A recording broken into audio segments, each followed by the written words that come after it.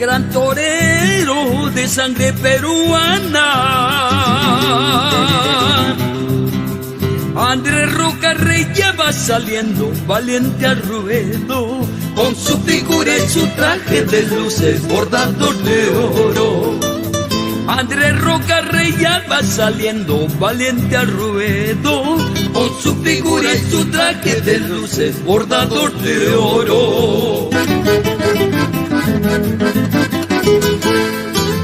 Sale el toro negro de Miura,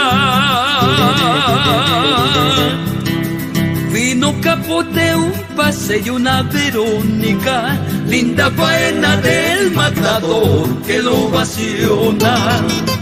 Fino capote, un pase y una Verónica, linda faena del matador que lo ovaciona.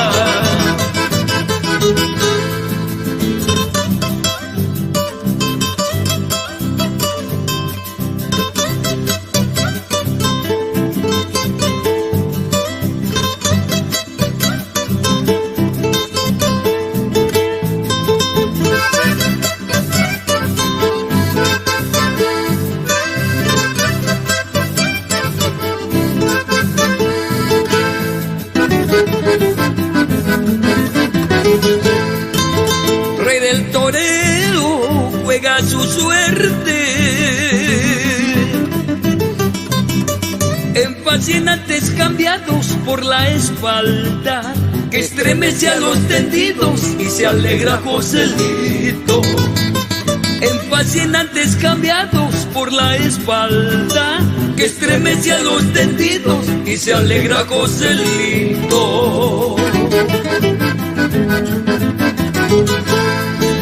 Frente al astado, perfume de sangre, en esta fiesta de los toreros es el triunfador de la corrida de octubre del Señor de los Milagros. En esta fiesta de los toreros es el triunfador de la corrida de octubre del Señor de los Milagros.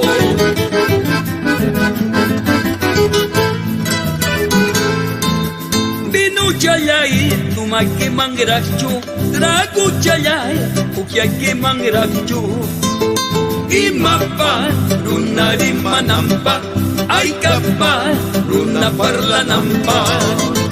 Vino Chayay, Tumaki Mangrachu, Dragu Chayay, Ukiaki Mangrachu, Imapa, Runari Manampa, Ay Kapa, Runa Parlanampa.